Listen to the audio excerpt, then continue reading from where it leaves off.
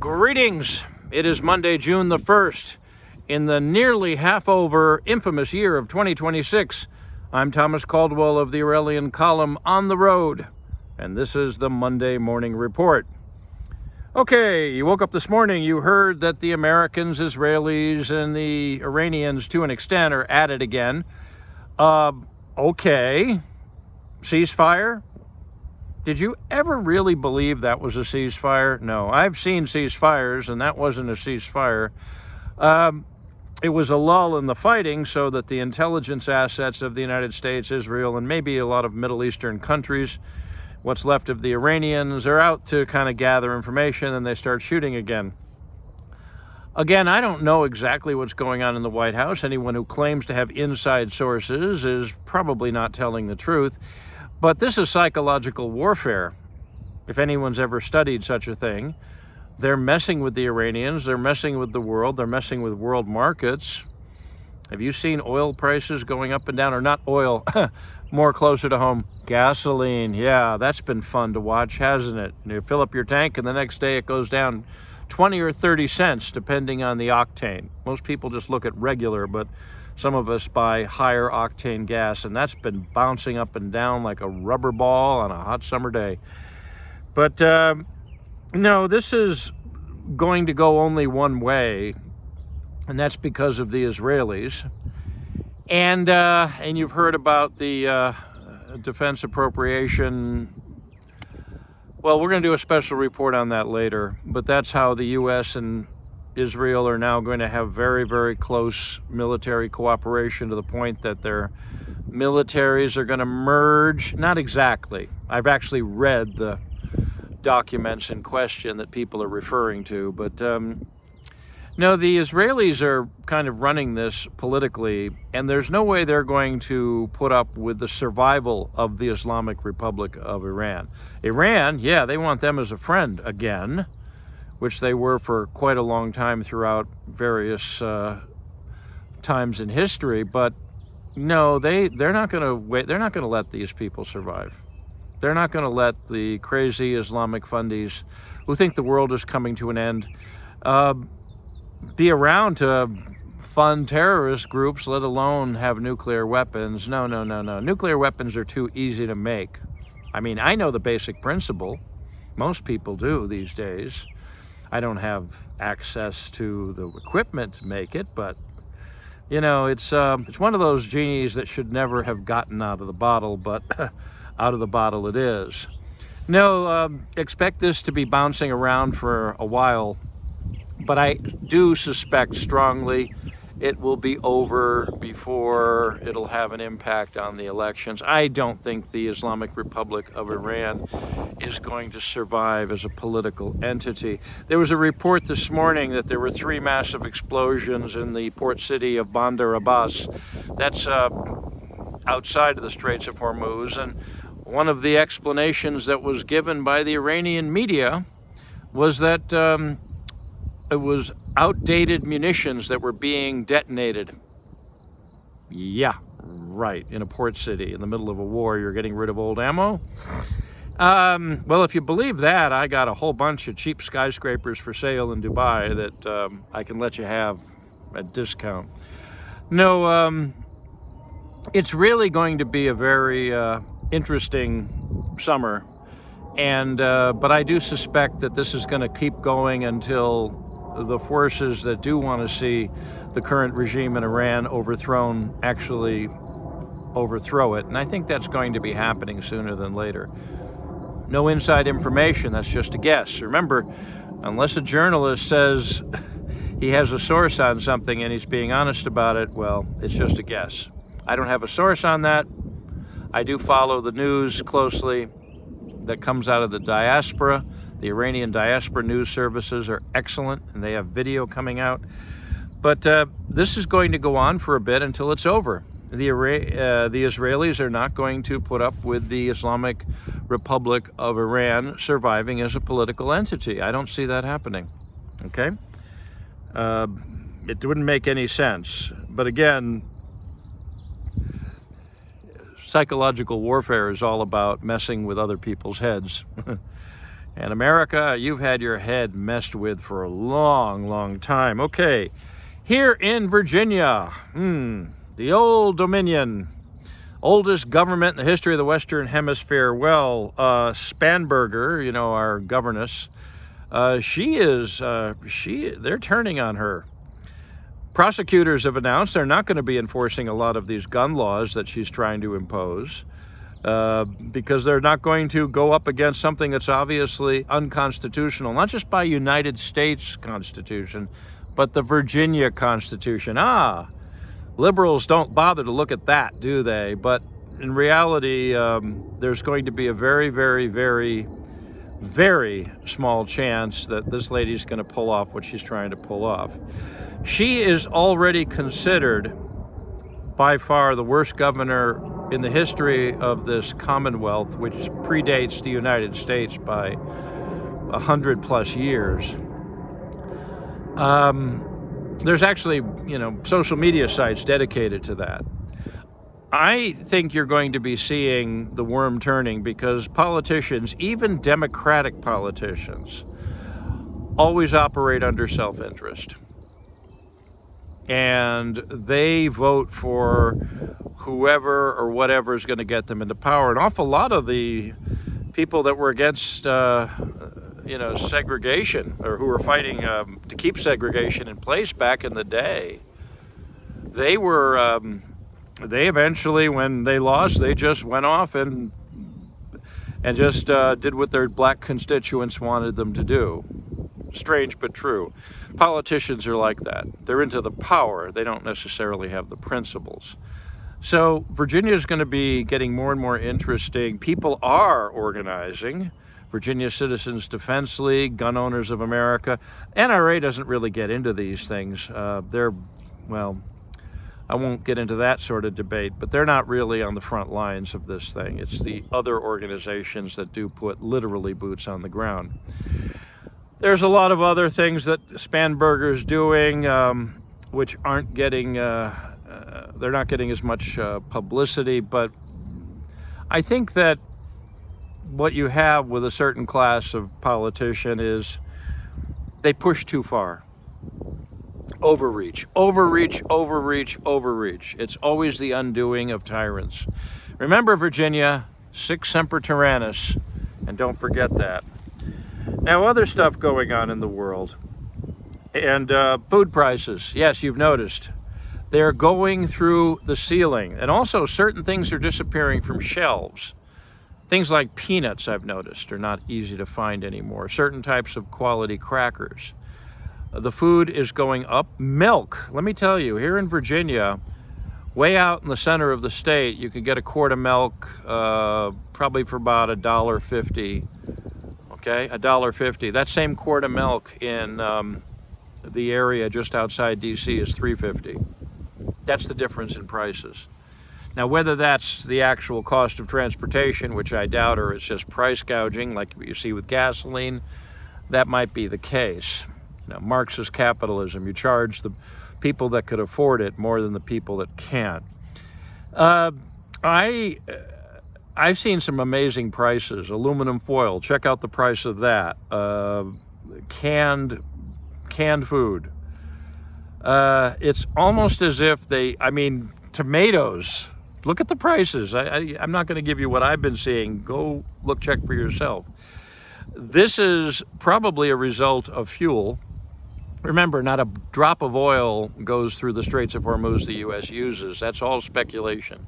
It's all speculators making the money at the cost of making our lives miserable. People say, well, that's capitalism. Well, capitalism was Karl Marx's term. I think that is wrong. And just about everybody out there probably agrees with me.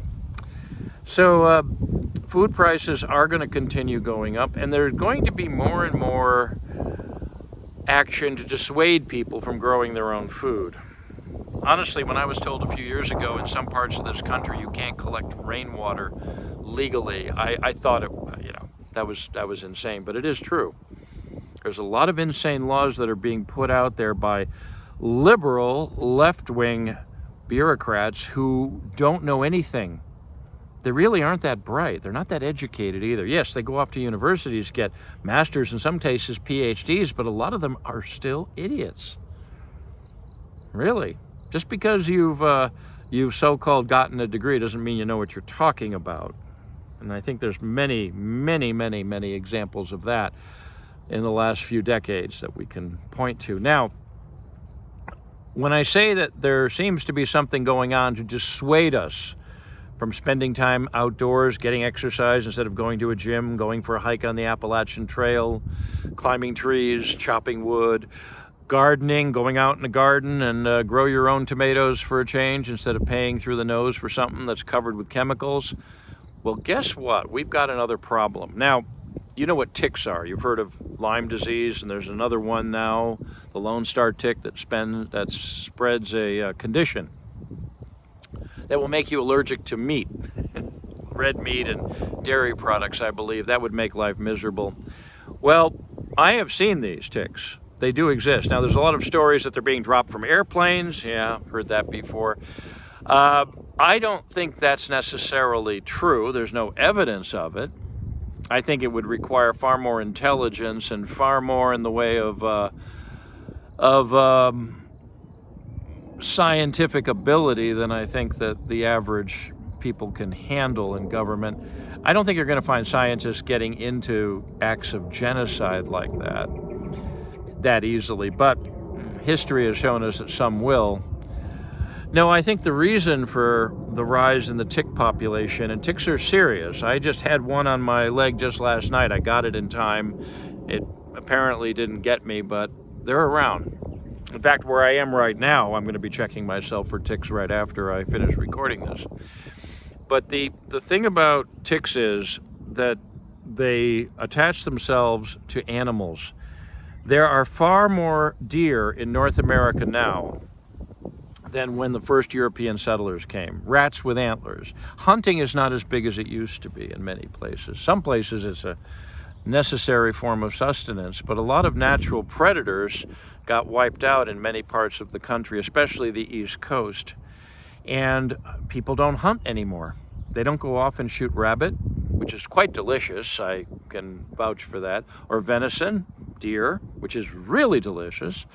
But because people have had this very strange attitude towards wildlife, like you got to let it just go without any correction whatsoever or any harvesting of it, it's caused this sort of thing. The road to hell is paved with good intentions. And liberal, left-wing wokeism, let's eat bugs, climate change is real and all that other stuff. Well, this is what it leads to. Again, Napoleon said, and I'm paraphrasing him, don't put off to your opponent genius when it's actually stupidity at work. And I think that's what you're dealing with right now. So ticks are a problem, but I do not recommend you just stay indoors and play video games. You can get a lot of anti-tick spray. It's out there. It does work. Don't be so squeamish about something that comes from a spray can and is a byproduct of petrochemicals. You don't want to take a risk with your health. Sorry. DDT worked, back in the day. Just it was overused. But the thing with the anti-tick spray is there's a lot of homemade recipes using different essential oils, which are going to cost a lot. It doesn't cost much to buy a can of that stuff. Get it, spray it on your clothing, spray it on your skin, and don't get sick. But get outdoors, because that's what they don't want us to do. They don't want us to go back to nature, because if we do that, they can't control us. Now, speaking of nature and the unnatural, I'm in Northern Virginia right now, bit of a distance from DC, but it's still Northern Virginia, where data centers are popping up and continue to pop up like mushrooms on cow dung after a rainstorm. They're everywhere. And I was just passing one coming here this morning, which led me to go into what we're talking about right now. And you'll excuse me, there are a lot of airplanes where I'm at this morning. That'll go away in a second. Back to the data center. If you've been around the Beltway area, there are a lot of facilities that are designed to be hardened against terrorist attack. Diplomatic things, government buildings, police departments, military bases especially. They have anti-car bomb barriers, you know, those things that pop up so nothing can go through at speed. Well, I passed the data center today that's under construction, and I've gone by it a few times, and just now they have a very, very elaborate gate. And I've done security work, and I know how these things work, but they have the Jersey barriers ready to go, but they also have what I call the anti-truck bomb barriers that pop up. That's designed to prevent a vehicle from just flying right through. Whether it's carrying explosives or a team of terrorists, it doesn't matter. Now, data centers, after they're constructed, have maybe a few security guards and a couple of technicians, and that's about it. They're not big job creators. But they're still just a bunch of computers. It's one thing if you have a building like the CIA full of human assets that the bad guys want to harm, but a data center that has first-rate anti-terrorism, anti-insurgency protection, that made me stop and think. That means that they are planning a time where these massive facilities are possibly going to be targeted. I doubt people from the Middle East is what they're worried about. I don't know, maybe it was just somebody had extra money to spend and thought it would look cool, but something tells me that's not the case. Last year, Mr. Starmer, the leader of the United Kingdom, the current Prime Minister, said that without digital ID, nobody in the United Kingdom is going to be able to have a job. Sure, you won't get social services, you won't get anything. If you don't have digital ID, you're going to die on the street. He didn't say that, but that's what he inferred. This is where it's going, people. They want total control of us. And these data centers are not to make cool videos. They're not there to help us with our homework or get better jobs. If anything, AI is eliminating them. They're going to be there to put us under control. And nothing drove that home to me this morning more than that. A very elaborate top security gate. And I'm sure that there's an armed guard there, probably with a patrol rifle, otherwise known as an AR-15. And this is not a military facility that I can see.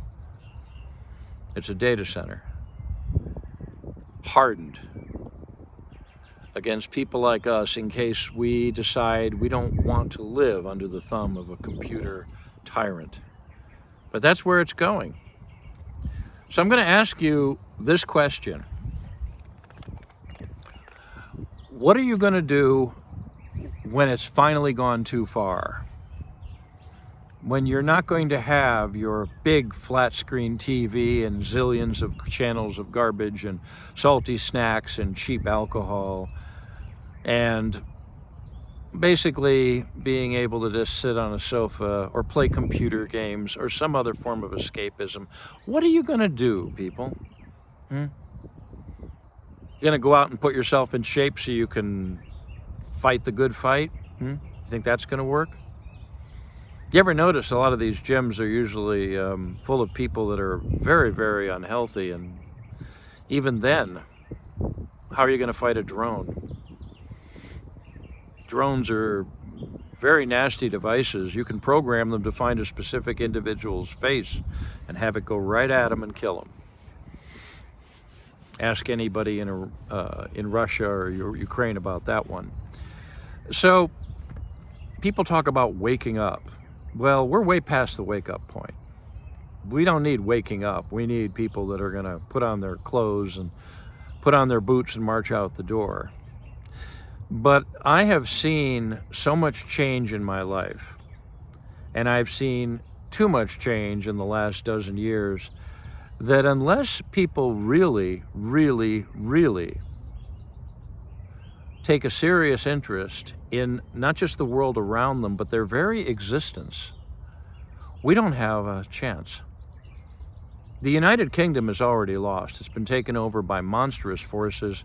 It's going to turn into an Islamic State, either by intention or by stupidity, probably a combination of both. The United States, people here think that immigration and customs enforcement is somehow the bad guy. They're not. They're here to protect the sovereignty of the country. And if you think otherwise, I would recommend that you go see a professional, really. No, folks, this is a summer where we're going to have a fork in the road, maybe a three-way fork of where we're going to go into the future. Because we have so many things going against us, more than any other generation in the history of humanity, that if we do not embrace our humanity and embrace reality and face it down, face down the demons, and basically defeat them, it's all for nothing. And everybody who came before us will crawl out of their graves and haunt us until we join them. That's it for today. If you appreciate my work, please like, subscribe, and share. Share with your friends and share with your enemies. And remember, enemies are real. You got to treat them like enemies. I can be reached at feedback@aureliancolumn.com. That's feedback@aureliancolumn.com. I'm up on X. My handle there is MICCAMPEN. That's MICCAMPEN. I am up on other social media platforms, but not Facebook. Please consider a paid subscription to this service. It'll enable me to keep the lights on literally and figuratively. This podcast originates at Substack. My handle there is aureliancolumn.substack.com. Until we meet again, be good, be safe, be vigilant, and remember, clown world, the deep state, and all inhumanity must be destroyed. And Virginia, sic semper tyrannis. Good day.